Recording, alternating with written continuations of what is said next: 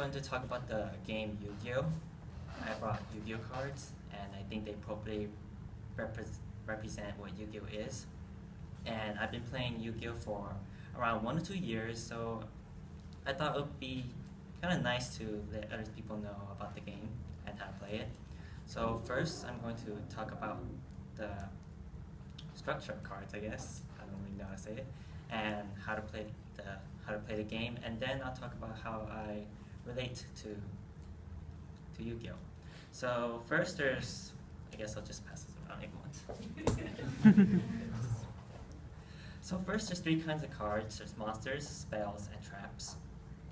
Monster cards are further divided into normal, effect, fusion, ritual, synchro, exceed. Yeah. And what they all have in common is that there's, right next to his name, there's a orb that says fire or wind or something like that. That's its attribute, which is kind of like its element. There's 7 attributes: light, dark, fire, earth, wind, water, and divine. And they don't really play much. Like, fire is not better than whatever, or water is not better than fire.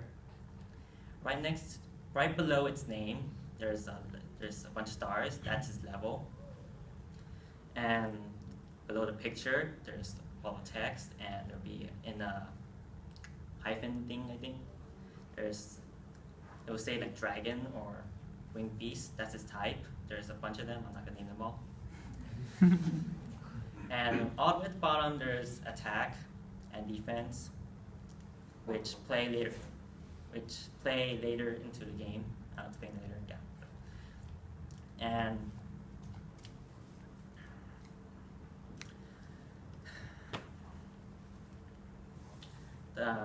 the different kinds of monsters are color coded. Like ritual is blue, effect is orange, normal is yellow.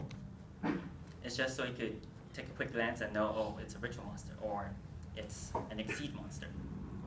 So then now we move on to spell cards. They're easier to identify because they all have they always have one color, like it's a blue-green, and where you see level, it says spell card, and the different types would usually have a symbol right next to it so that you know what it is. There's equip, ritual, quick play, field, continuous. I think I got them all. And ritual will have like a fiery symbol symbolizing ritual, I guess. Equip will have a plus signs, which you pick a monster and it will apply its effect to that monster. Like if it has the attack boost, it will give that monster an attack boost or a defense boost. Quick play is kind of like a trap card, and you could like put it face down, and then on your opponent's turn you could activate it, or you could activate it from your hand at any point. Unlike other spell cards, they're kind of special. There's field. There's field spells, which when you play it, it provides like a bonus to anything that it could apply to. So then we're going to go into trap cards. Trap cards have a red purplish color, and in order to use it, you have to set it and then wait 1 turn and then activate it. There's 3 types: continuous, normal, and counter.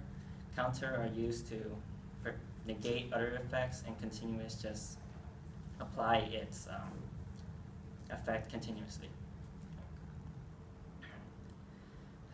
And so in order to start off a game, you decide who goes first through rock, paper, scissors, or a coin toss.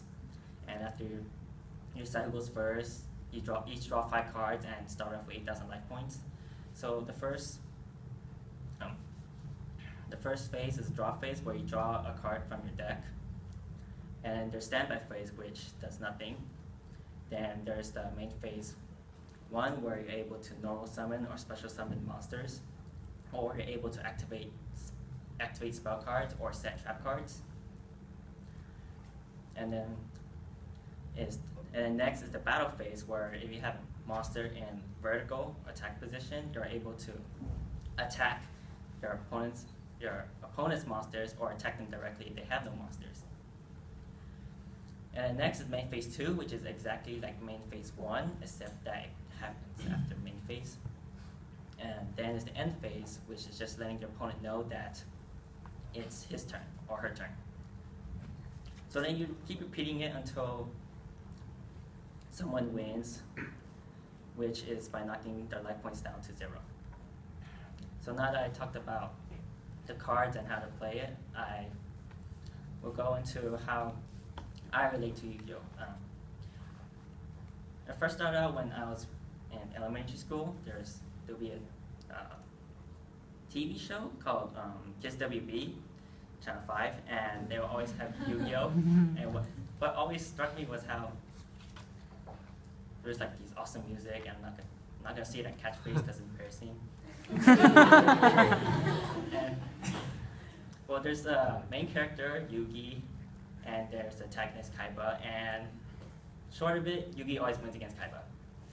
Even though Kaiba seems like he's gonna win. I don't know how. So then I got some Yu-Gi-Oh cards, and I played against my sister, had a blast. But then all of a sudden, I don't know what happened. They sat in my drawer for 5 years. And I didn't really get into it again until like senior year, when I saw my classmate had some Yu-Gi-Oh cards. And I was like, oh, I'm bringing mine too, because they're senior year, so there's really nothing to do.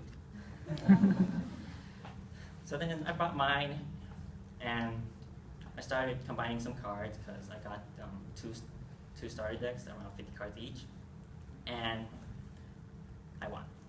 First time. I was pretty happy. And I kept winning. And then he introduced my classmate, he's Turtle. We call him Turtle.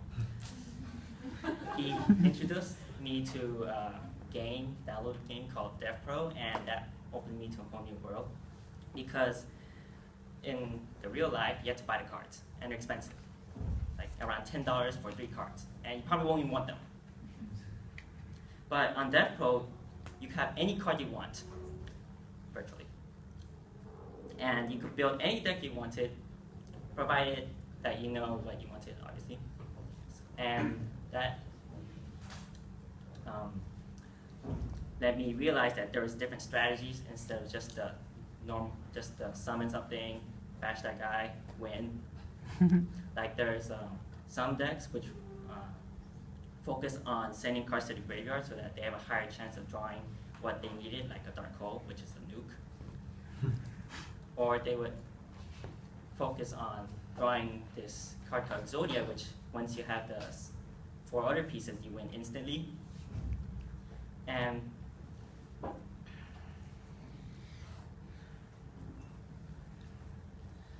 it really helped me to play better, because I never actually thought about the little details of Yu-Gi-Oh! Like there's specific. They always have like a very specific effect, and I never thought about, hey, you could work around that effect, or you could just like send this to the graveyard and then get it back later because you want it in the graveyard. So now that I talked about the game in general and how I relate to it, I hope you had a better understanding, and hope you are interested in Yu-Gi-Oh! And one day I hope I could play against you.